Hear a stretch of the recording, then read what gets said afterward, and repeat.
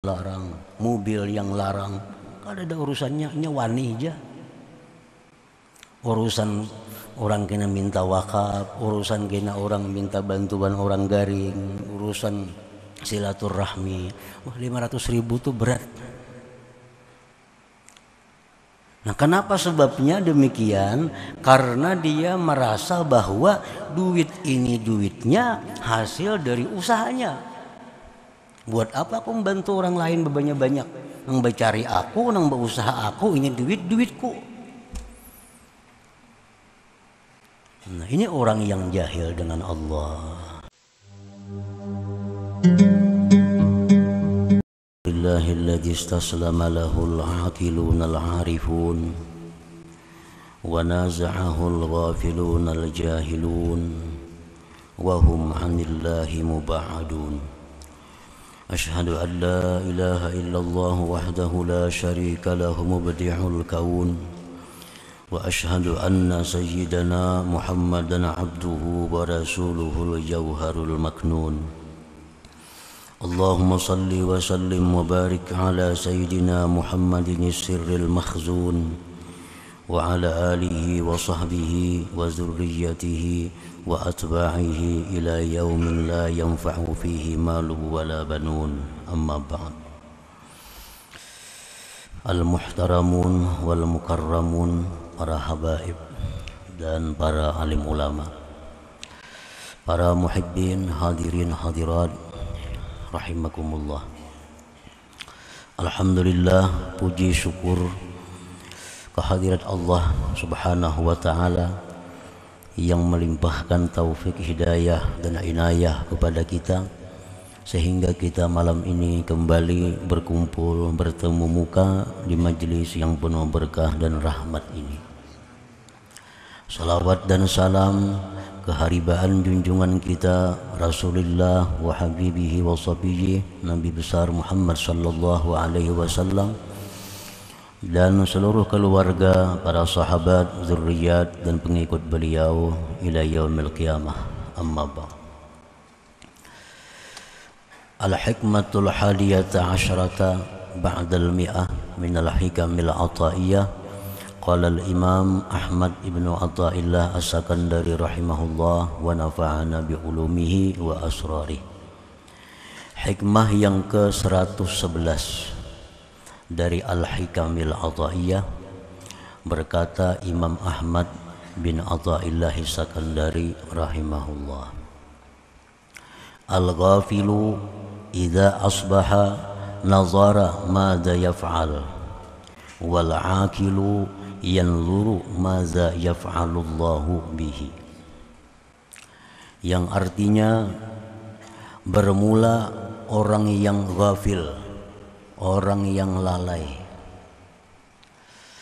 apabila berpagi-pagi dia berpikir apa yang dia lakukan pada hari ini, apa yang dia perbuat pada hari ini. Sedangkan orang yang berakal dia berpikir apa yang Allah perbuat dengannya pada hari ini. Para muhibbin rahimakumullah, itulah terjemah hikmah yang ke-111. Al-ghafil itu adalah huwal jahil billah. Orang yang lalai yang dimaksud di sini orang yang jahil dengan Allah. Orang yang tidak tahu tentang Allah. Orang yang tidak mengerti tentang Allah. Nah, orang yang jahil ini idza asbaha nazara madza yaf'alu bi nafsi. Bila dia berpagi-pagi, dia berpikir, dia merenung apa yang dia bisa lakukan pada hari ini. Ini orang yang jahil. Apa yang dia rencanakan pada hari ini? Apa yang dia perbuat pada hari ini? Fayudabbiru syu'unahu wa hawaijah, maka dia merancanglah perkara-perkaranya dan hajat-hajatnya. Nah, para muhibbin rahimakumullah. Jadi orang yang jahil dengan Allah itu dia berpikir, apa yang bisa aku lakukan pada hari ini? Apa yang bisa aku perbuat hari ini? Lalu dia merancang perkara-perkaranya. Dia merancang apa-apa yang diperlukannya. Dia merancang kemana dia akan berjalan pada hari ini. Dia merancang menemui siapa dia pada hari ini. Nah, itu orang jahil. Fa'idza wajadaha muwafiqatan litadbirih fariha binafsih. Apabila dia menemuinya sesuai dengan rancangannya, maka dia gembira dengan dirinya. Apabila hari itu sesuai dengan apa yang dia rancang, sesuai dengan apa yang dia program, maka dia gembira dengan dirinya. Fariha binafsi. Wa idza wajadaha khilafah, bila dia temui perkara-perkara yang dirancangnya itu tidak sesuai, perkara yang dipikirkannya itu ternyata tidak terjadi. Nah, ghadiba, dia marah, wasakhita, dia murka, wahazina, dia sedih. Fala jarama anistahaqqa tarda wal bu'da minallahi ta'ala, maka pastilah ini orang berhak untuk diusir dan dijauhkan dari Allah Subhanahu wa ta'ala. Nah, para muhibbin rahimakumullah, itulah orang yang jahil. Dia merasa punya kekuatan untuk memperbuat sesuatu. Dia merasa punya kepandaian untuk merancang sesuatu. Dia merasa punya kemampuan. Lalu apabila tidak sesuai dengan apa yang dia harapkan, dia kecewa, dia sedih, dan dia bisa menyalahkan siapa-siapa. Ini gara-gara ini, itu gara-gara itu, ini. Nah, itulah orang yang tidak paham dengan Allah Subhanahu wa ta'ala. Dan ini yang umumnya berlaku bagi kita. Ini umumnya yang terjadi pada diri kita. Dalam hal merencanakan apa-apa, dalam hal memprogram apa-apa, kita semata-mata mengandalkan kekuatan kita, mengandalkan kepandaian kita. Nah, sehingga kalau terjadi hasilnya sesuai, kita gembira, kita berpesta ria. Nah, kalau hasilnya tidak sesuai, sedih, kecewa, stres, dan lain-lainnya. Nah, ini kebanyakan di antara kita karena kita belum paham, kita belum tahu, mengerti tentang Allah Subhanahu wa ta'ala. Nah, bila demikian halnya, kita diusir, kita dijauhkan dari hadrat Allah. Itulah penyebabnya kita malas beribadah. Itulah akibatnya kita tidak bisa hadir hati dalam berzikir. Itulah sebabnya kita tidak bisa khusyuk dalam sembahyang. Itulah sebabnya kita tidak bisa menghayati makna-makna Al-Quran. Sebabnya itu karena kita sudah dijauhkan dari Allah Subhanahu wa ta'ala. Para muhibbin rahimakumullah. Wa ammal aqil huwal arif billah. Adapun orang yang berakal, arti berakal di sini orang yang mengenali Allah. Idza asbaha yanzuru madza yaf'alullah bih. Bila berpagi-pagi dia merenung, dia berpikir apa-apa yang akan diperbuat Allah dengannya pada hari ini. Nah, ini orang yang ma'rifat dengan Allah. Dia berpikir apa yang akan diperbuat Allah pada diriku ini. Sebaliknya tadi orang jahil, apa yang aku lakukan hari ini. Nah, orang yang ma'rifat, apa yang akan dilakukan Allah padaku hari ini. Fa idza sadafa minallahi niqmatan sabara wa radiya wa hassana dhanna bih. Apabila orang yang ma'rifat ini menjumpai dari Allah nikmatan, nikmah, sesuatu yang tidak sesuai dengan seleranya, sesuatu yang tidak sesuai dengan keinginannya, atau bala musibah bencana, dia sabar, dia ridha, dan dia berbaik sangka kepada Allah Subhanahu wa ta'ala. Wa idza sadafa minallah ni'matan, apabila dia membetuli dari Allah akan nikmat, syakara, dia bersyukur kepada Allah Subhanahu wa ta'ala. Oleh karena itu mereka ini muqarrabun, mereka ini didekatkan kepada Allah Subhanahu wa ta'ala. Para muhibbin rahimakumullah. Jadi orang yang ma'rifat ini, dia mulai pagi sudah berpikir apa yang akan diperbuat Allah padaku, apa yang akan dilakukan Allah padaku hari ini. Nah, sehingga bila dia menemui hal-hal yang tidak menyenangkan, dia sabar, dia ridha, dan dia berbaik sangka kepada Allah. Artinya dia meyakini bahwa ini ada tujuan baik dari Allah terhadap diriku, ada maksud baik dari Allah kepadaku. Bila dia diberi Allah nikmat, diberi Allah kesenangan, diberi Allah rezeki yang luas, syakara, dia bersyukur kepada Allah Subhanahu wa ta'ala.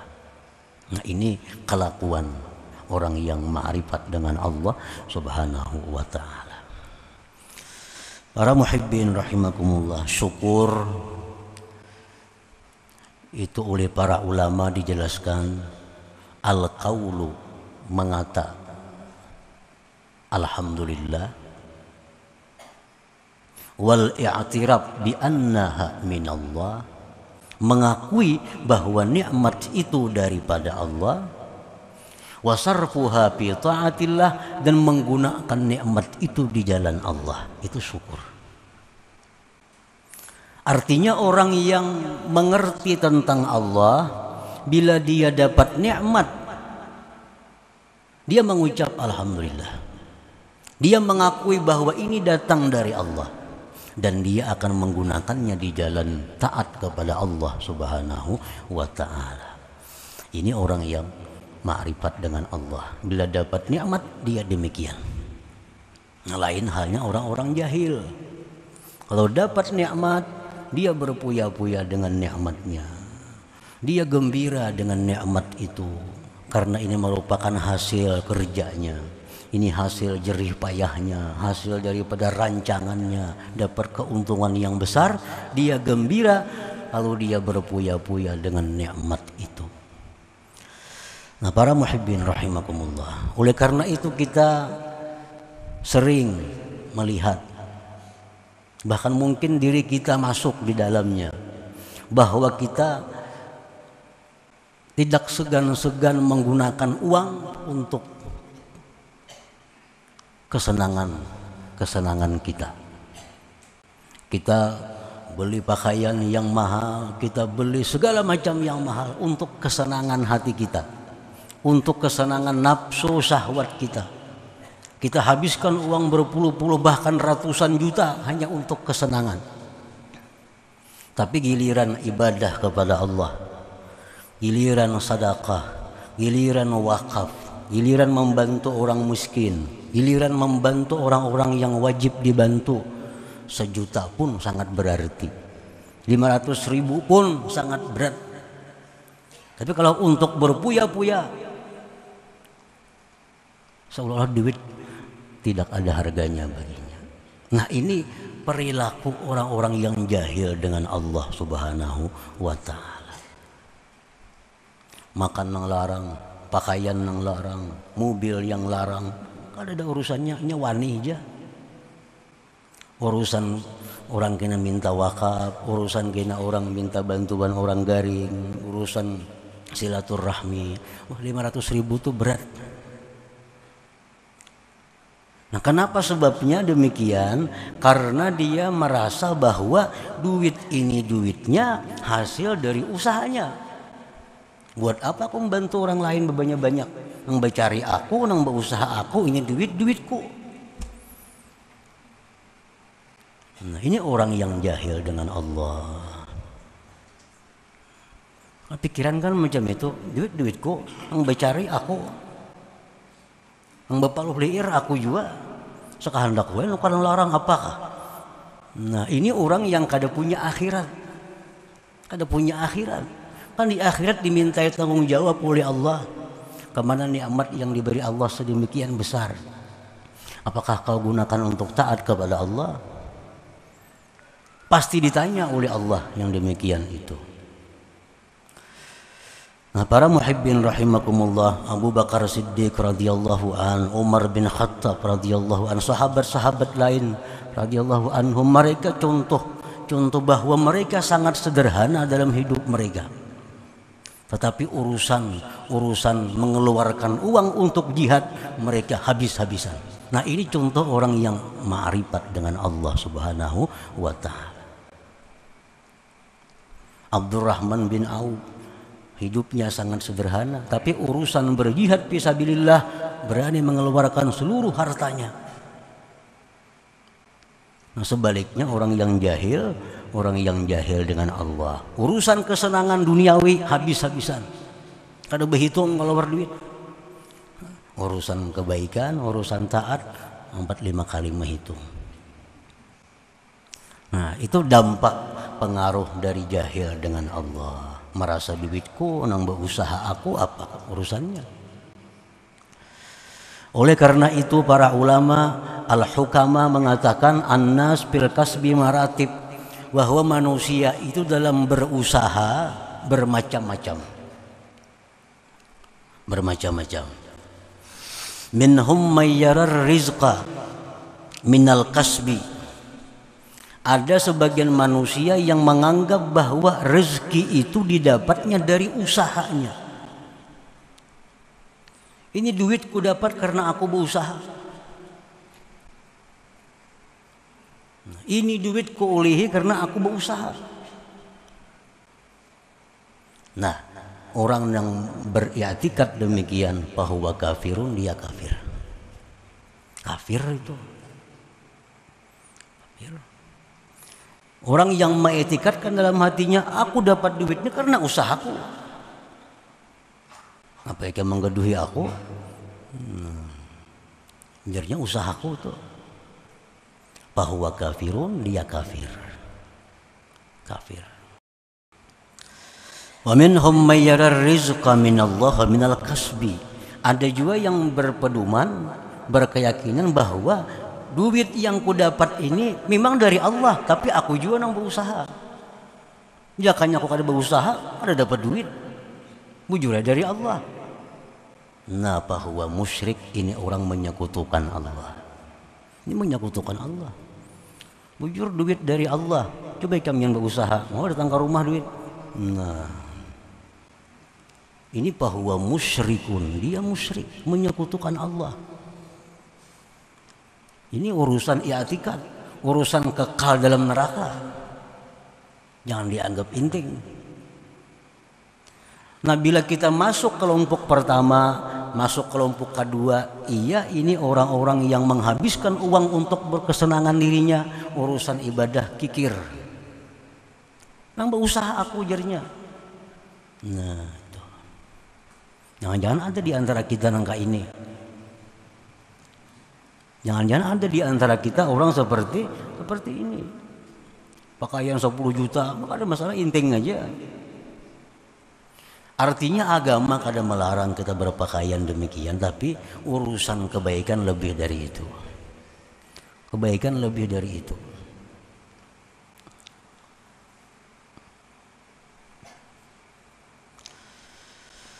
Wa minhum may yara rizqa minallah wal kasba sababan wa anna Allah yaqdiru ay ya'tiyahu rizq bila sabab fahuwa mu'min. Orang yang menganggap bahwa rezeki dari Allah, usaha itu hanya sebab, dan Allah bisa mendatangkan rezeki tanpa sebab. Nah itulah orang yang beriman kepada Allah. Nah bila orang masuk golongan ini, nah itu orang yang merasa duit itu ada duitnya. Ini amanah Allah. Orang yang merasa duit titipan Allah. Kayaknya akan ditanya Allah, berapa duit? Kemana untuk puya-puya? Kemana untuk pembangunan masjid? Kemana untuk pembangunan madrasah? Kemana untuk fukara masakin? Duit yang diberi Allah ini bukan cuma-cuma, bukan gratis, kada. Bukan gratis. Kada pernah tanggung jawabannya, kada bisa. Setiap yang diberi Allah, Allah pasti minta tanggung jawab kepada kita. Pasti Allah minta tanggung jawab kepada kita kemana penggunaan nikmat yang diberikan Allah kepada kita itu. Nah, para muhibbin rahimakumullah. Jadi banyak dosa kita mungkin bisa syirik kepada Allah tanpa kita sadari karena urusan rezeki ini. Nah, jadi orang yang ma'rifat kepada Allah itu mereka bila dapat nikmat syakara, dia bersyukur. Alhamdulillah, ini dari Allah, bukan dari siapa-siapa, dari Allah. Lalu dia gunakan untuk taat kepada Allah Subhanahu wa ta'ala.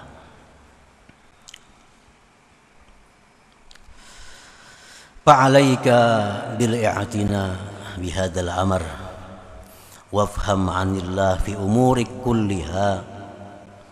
Maka lazimilah atas engkau memperhatikan ini perkara. Nah, ini perhatikan. Kada kawa dilihatkan seadanya urusan ini.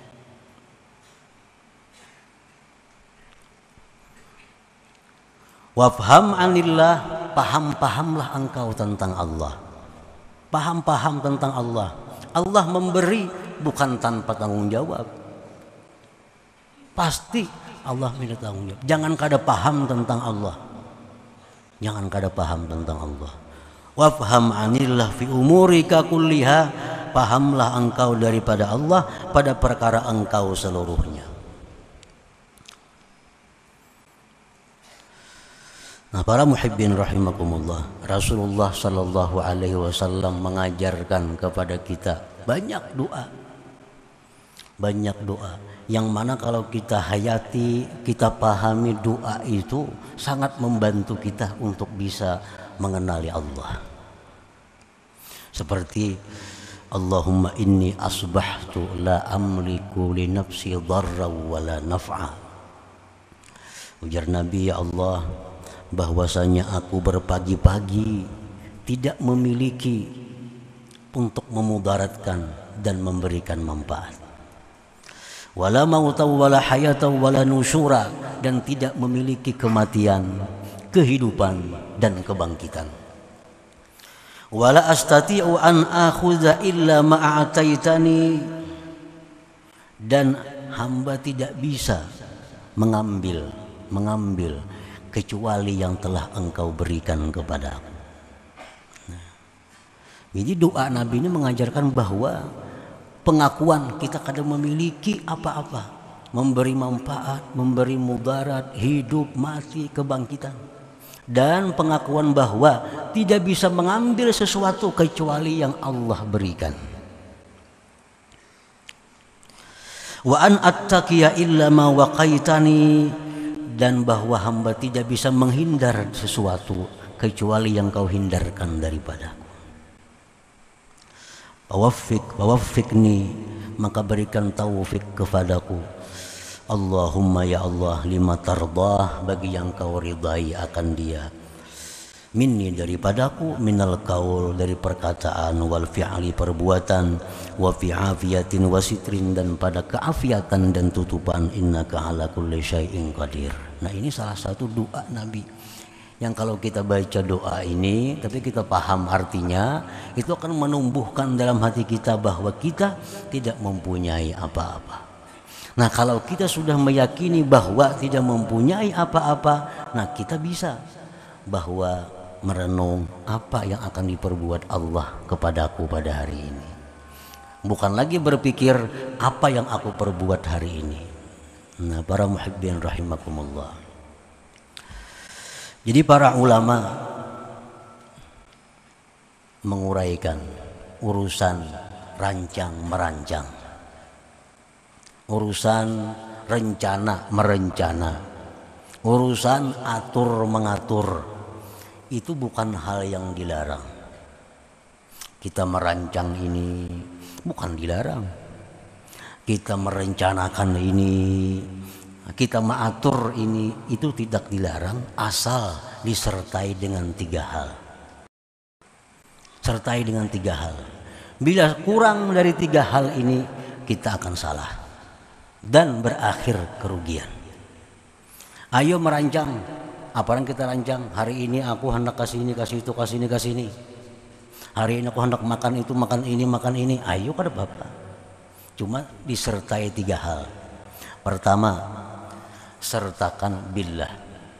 Sertakan billah. Apa arti billah itu? Bahwa aku ini merancang ini dengan Allah. Aku kada punya kekuatan untuk merancang kalau kada dengan Allah. Kawalah kita merancang, membuncilak mata aja kada kamu, kada Tuhan membuncilakakan apalagi merancang. Nah, aku merancang ini dengan Allah. Dengan Allah. Artinya bihaulihi wa quwwatih, dengan daya dan upaya Allah. Nah, itu pertama. Ayo kita merancang, tapi ingat bahwa kita merancang ini dengan Allah. Yang kedua, minallah. Nah, yang kedua minallah. Bahwa aku ini merancang itu ilham dari Allah. Hendak itu, hendak ini, mengatur itu dari Allah. Bukan dari seorang. Itu dari Allah datangnya. Dari Allah. Nah, yang ketiga, wa ilallah, dan kuserahkan sepenuhnya kepada Allah. Nah, serahkan sepenuhnya kepada Allah. Berhasilkah, kadakah, sesuai rencana kadakah, itu urusan kuserahkan kepada Allah. Ayo aja merancang, ayo aja merencana apa-apa, ayo aja nama atur apa, tapi jangan lupa 3 hal tadi, bahwa kita bisa merancang ini dengan Allah. Apa yang kita rancang itu ilham dari Allah, dan selanjutnya diserahkan kepada Allah Subhanahu wa ta'ala. Nah, bila diserahkan kepada Allah sesuai rancangan kita, syukur, alhamdulillah ini dari Allah. Kada sesuai dengan rancangan kita, sabara wa radiya wa hassana dzanna bi, sabar, ridha, baik sangka dengan Allah. Nah, jadi silahkan aja kita hendak merancang, silahkan hendak merencana, hendak maulah program-program, silahkan. Tapi ingat 3 hal tadi, 3 perkara tadi. Nah, dengan demikian kita bisa selamat, terhindar, kada masuk dalam golongan orang-orang yang jahil dengan Allah Subhanahu wa ta'ala. Nah, selanjutnya hikmah